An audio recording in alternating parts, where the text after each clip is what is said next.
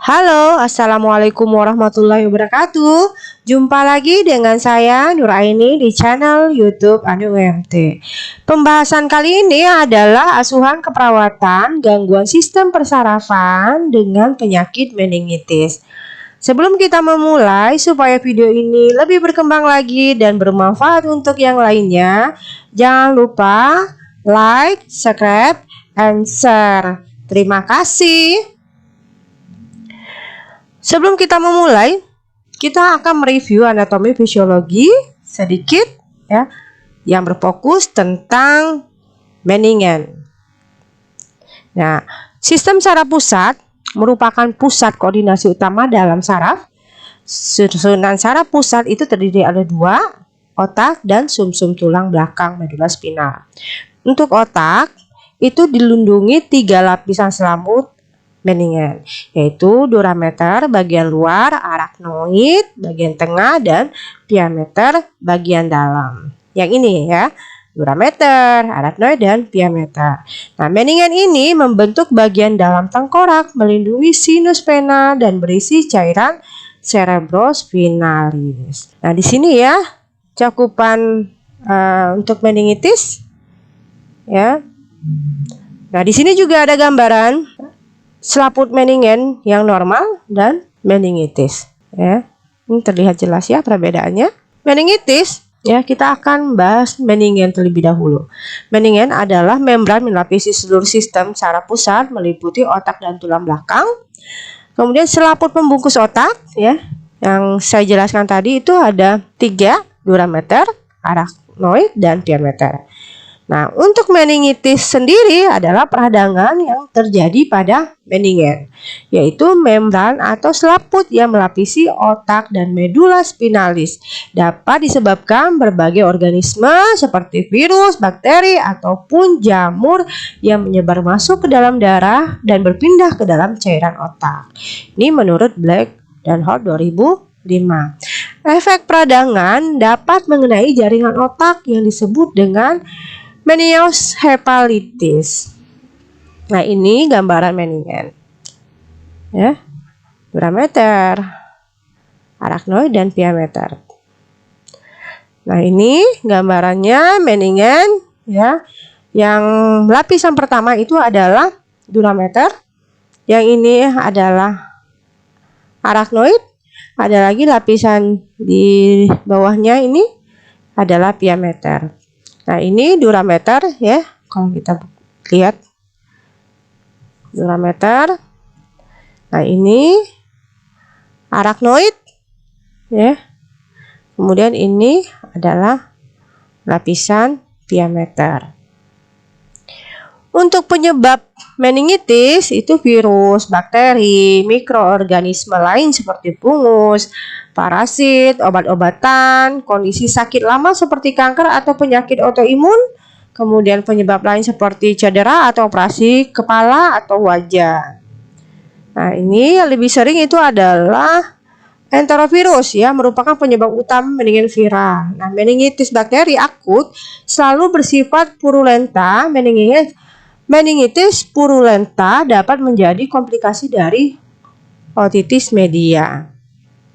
Nah, ini penyebab infeksi ya, itu virus yang kasus umumnya itu enterovirus, herpes, arbovirus biasanya ya, yang umum terjadi. Nah, yang tidak umum itu adalah HIV. Nah, yang jarang terjadi itu adalah kasus atau virus dari respiratori ya, kemudian limfohititis, miales ya, dan arbovirus. Nah, untuk bakteri, kasus umumnya yang sering terjadi, yang umum terjadi itu Streptococcus pneumoniae ya, sehingga Barrel burgdorferi. Nah, yang tidak umum terjadi itu adalah Mycobacterium tuberculosis. Yang jarang sekali terjadi penyebab dari bakteri itu adalah Bartonella, SP, hingga Rickettsia. Nah, untuk selanjutnya penyebab fungi yang umum ya, itu tidak terjadi. tidak ada. Tapi yang tidak umum itu biasanya Cryptococcus ya, Coccidioides, Histoplasma blastomies ya. Yang jarang terjadi itu adalah kandidat susunan saraf pusat hingga Sporotis senki. Untuk parasit, Tenisolium, Trichinella spinalis, Toxoplasma gondii. Penyebab yang bukan infeksi tadi karena infeksi ya, ini yang bukan infeksinya. Pertama itu obat-obatan yang umum biasanya terjadi itu obat-obat jenis ibuprofen, trimethoprim hingga azathioprine. Yang tidak umum dan jarang tidak ada.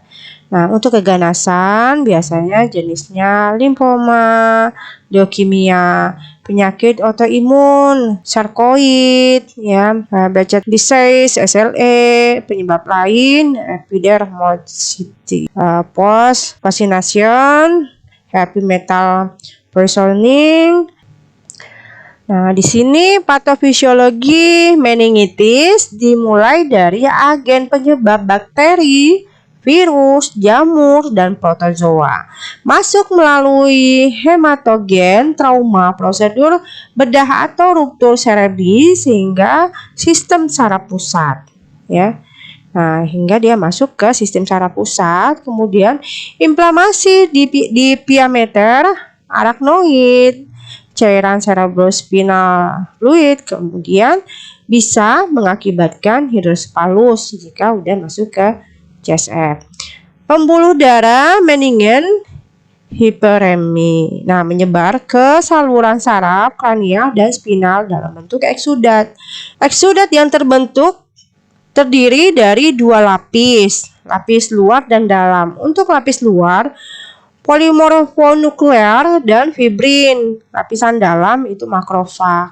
Nah, radang arteri dan vena pada korteks sehingga trombosis, infak otak, edema otak, dan degenerasi neuron-neuron atau kerusakan neuron. Nah, akibat lanjut yaitu bisa terjadi meningitis ya, ini adalah terjadi meningitis. Nah, inflamasi piameter, arachnoid, subarachnoid, dan cairan cerebrospinal sehingga terjadi edema cerebral. Kemudian perfusi cerebral itu menurun dan tekanan intrakranialnya meningkat. Gangguan neurologis itu bisa terjadi seperti kematian, gejala sisa. Nah, tanda gejala manifestasi klinisnya, walaupun banyak jenis organisme, banyak meningitis secara umum dan tanda dan gejala hampir sama semuanya.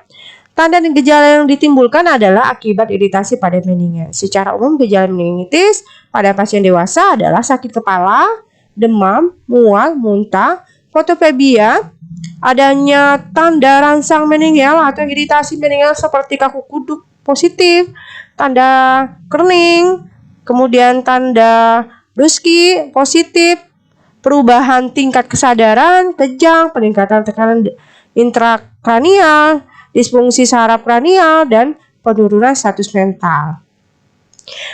Salah satu komplikasi lanjut dari meningitis adalah koma. Hal ini merupakan prognosis yang buruk dan dapat terjadi pada 5% hingga 10% pasien meningitis bakterial. Tanda dan gejala lain yang tidak khas pada pasien meningitis adalah terjadinya hipersensitivitas kulit, hiperanalgesia, dan hipotonus otot. Walaupun fungsi motorik masih dapat dipertahankan, efek toksik pada otak atau trombus pada sublai vaskular di area cerebral menyebabkan ketidakmampuan permanen fungsi cerebral. Jika terjadi perubahan patologi, maka dapat terjadi hemiparalisis, demensia, dan paralisis. Ini gambaran ya simptom atau gejalanya. Muntah, nyeri kepala, ya, ngantuk, kejang, demam, nyeri sendi, kaku leher, sensitif terhadap cahaya. Nah, tanda klinik itu jenis meningitis ya, jadi tergantung pada jenis meningitisnya. Kalau bakteri akut, biasanya glukosanya rendah, proteinnya tinggi, sel PMNS-nya sering atau lebih dari 100 mm. Kemudian virus akut, bakteri dengan penyakit TBC, jamur, ganas ya, dapat dilihat sendiri ya teman-teman.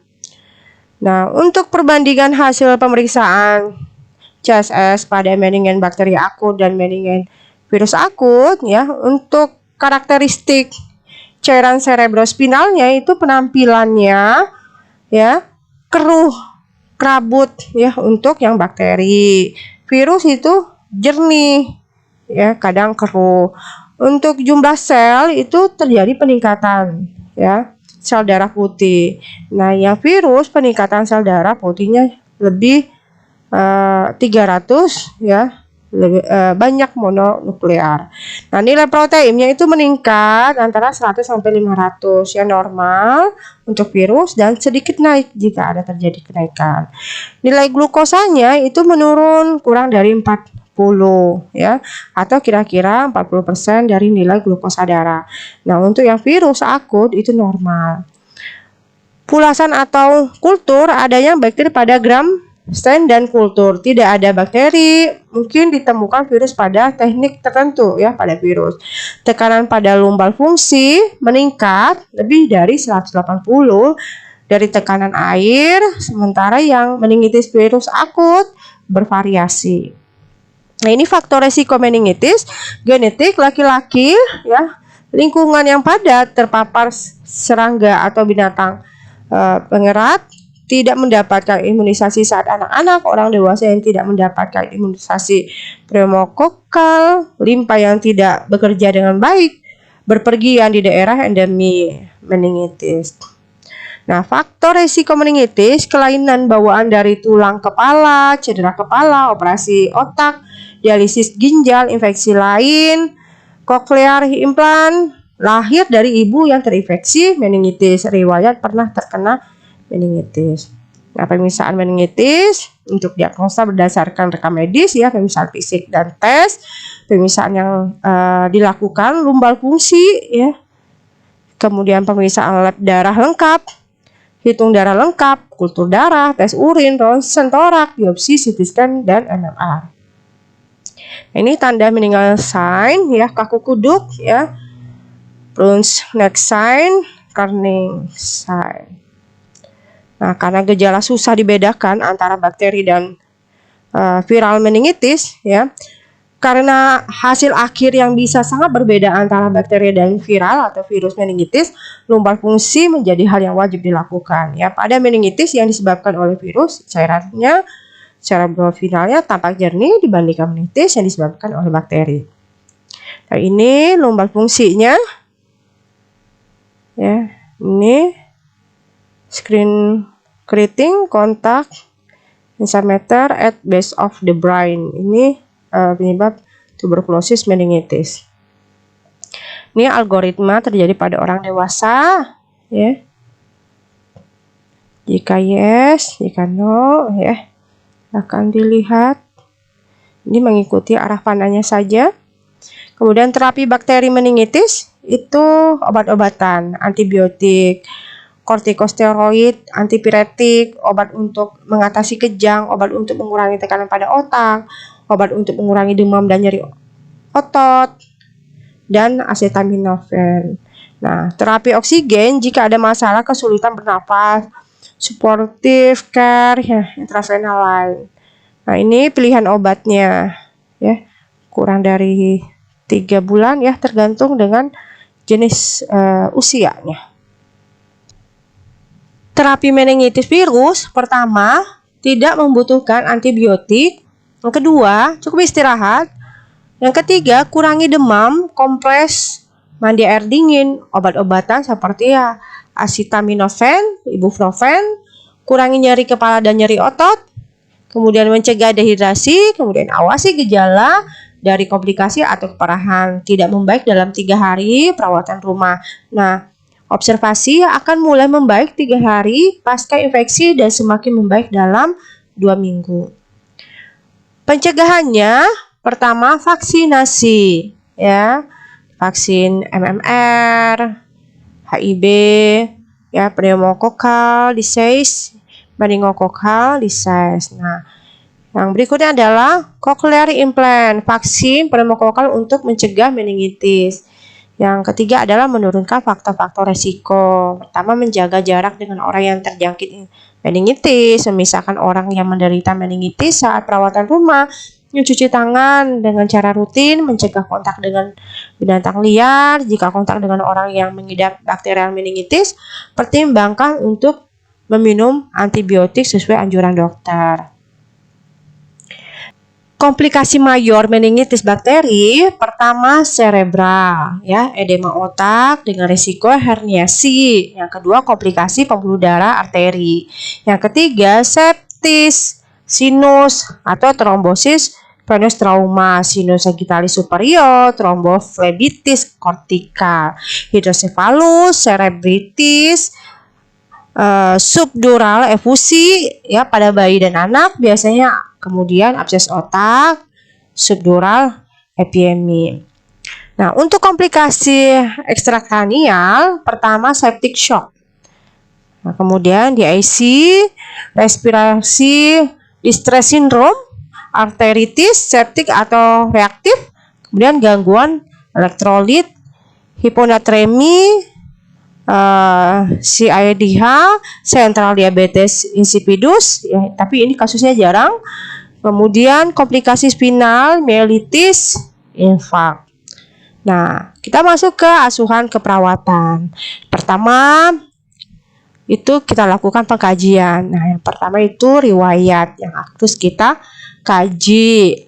Gambaran gejala yang dialami saat ini, kapan mulai, gejala menurunnya atau meningkatnya kapan, bagaimana mengatasinya, kemudian riwayat penyakit masa lalu yang kita kaji itu penyakit pernafasan, trauma kepala atau fraktur, adakah, kemudian infeksi sinus, hidung, telinga, penyakit jantung, DM, kanker, ya, ATCA, pembedahan, bedah syaraf atau telinga pernah tidak. Kemudian yang kedua, pengkajian fisik, ya, manifestasi kliniknya, tingkat kesadaran dan orientasi, reaksi pupil dan pergerakan mata, respon motorik, kemudian tanda awal letargi, ya, perubahan memori, gangguan perhatian, perubahan tingkah laku atau kepribadian.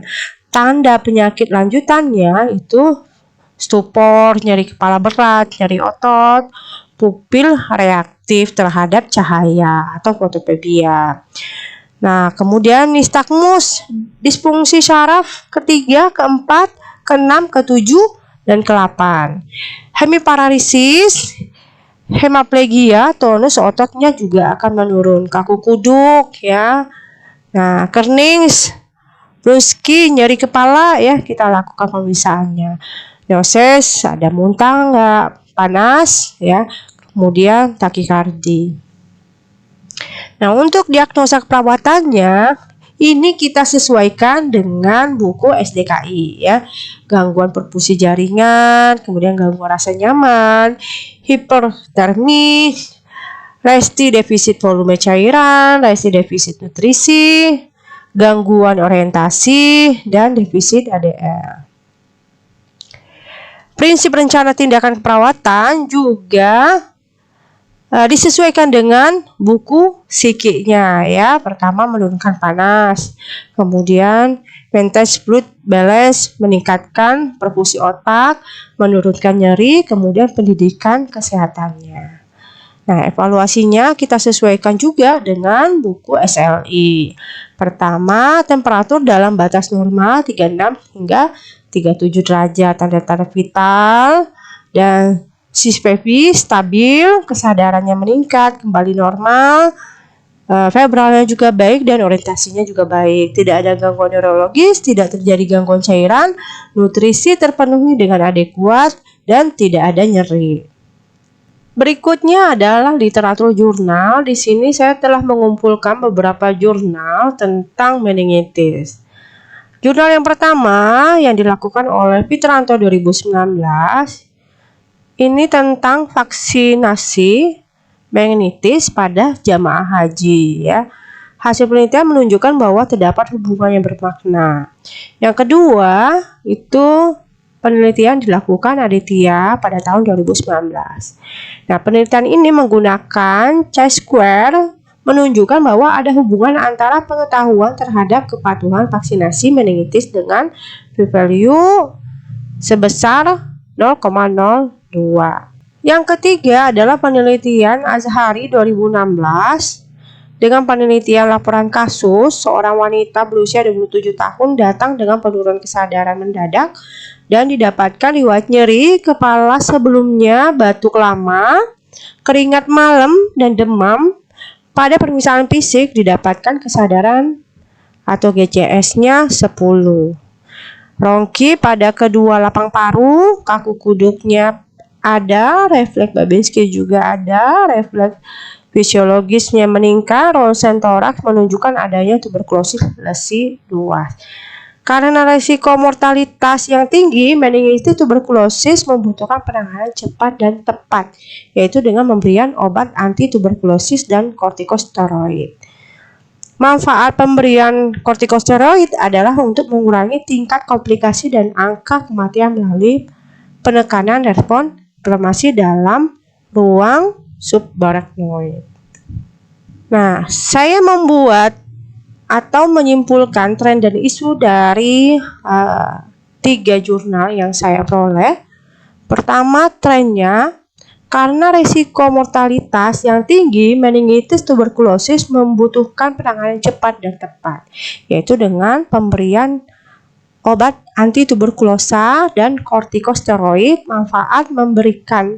Manfaat pemberian kortikosteroid adalah untuk mengurangi tingkat komplikasi dan angka kematian melalui penekanan respon inflamasi dalam ruang subarachnoid.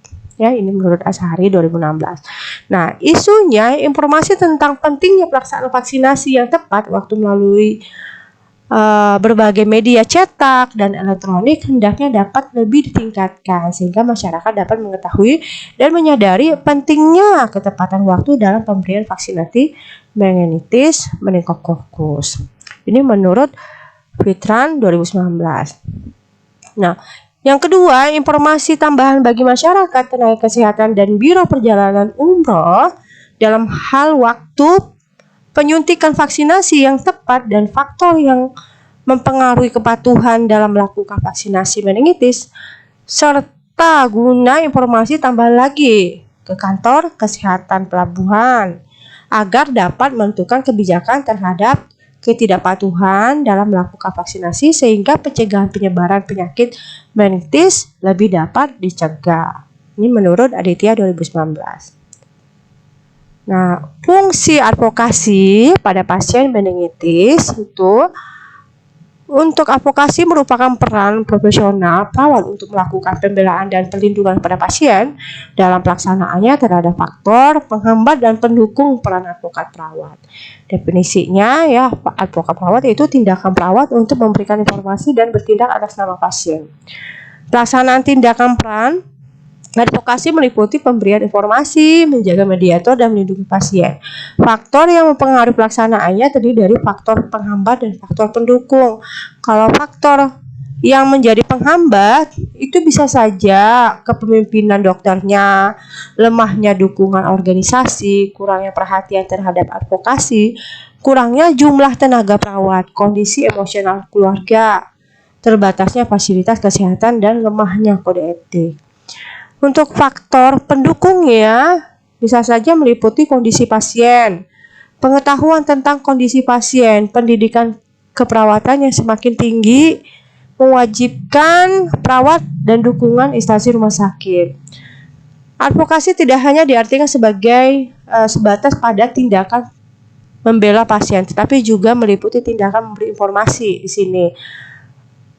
Bertindak atas nama pasien menjadi mediator dan melindungi pasien. Perawat diharapkan dapat mengoptimalkan perannya sebagai advokat, yaitu dengan memberikan informasi yang dibutuhkan oleh pasien menjadi penghubung antara pasien dan tim kesehatan lain, membela hak-hak pasien, dan melindungi pasien dari tindakan yang merugikan. Baik, mungkin itu saja yang dapat saya berikan, ya, atau yang saya sampaikan. Selanjutnya kita membahas tentang post testnya, ya. Nah, di sini ada pertanyaan, ya. Nanti silahkan teman-teman kerjakan dengan tulis tangan Kemudian ditambah dengan tugas rangkuman materi juga dengan tulis tangan. Kemudian laporannya diubah dalam bentuk PDF atau Word, ya, jadikan satu file kemudian dikirim ke kelas Edmodo. Ini adalah tugas individu. Nah, untuk tugas kelompok dianjurkan teman-teman membuat atau membagi kelasnya menjadi 8 kelompok. Masing-masing kelompok ditugaskan mencari 2 jurnal, ya, keperawatan, ya, jurnal keperawatan intervensi meningitis. Kemudian buatlah analisa pikonya. Ini karena berbasis evidence based praktek dalam penaksanaan pada penyakit gangguan persarafan meningitis. Mungkin itu saja, ya, tugasnya. Dan semoga apa yang saya sampaikan pada kesempatan ini bisa kita terima dengan baik, ya, dan bermanfaat untuk kita. Nah, sebelum saya akhiri, saya mengingatkan kembali kepada teman-teman supaya videonya lebih bermanfaat lagi dan berkembang lagi. Jangan lupa teman-teman memberikan like, subscribe, and share. Saya akhiri. Wassalamualaikum warahmatullahi wabarakatuh.